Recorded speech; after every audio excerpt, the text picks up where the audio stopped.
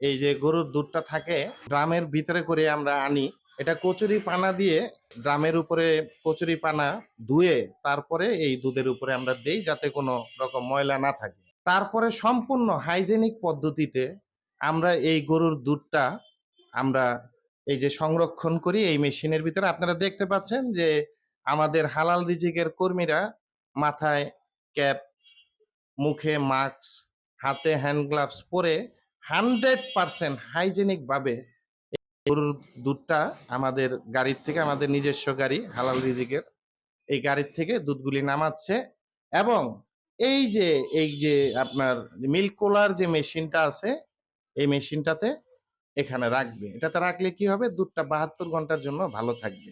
এই যে milk cooler এই মেশিন থেকেই আমরা এই যে হাফ লিটার, 1 লিটার প্যাকেটে আমরা এই দুধটা আমরা সম্পূর্ণ হাইজেনিক ভাবে বাজারজাত করি।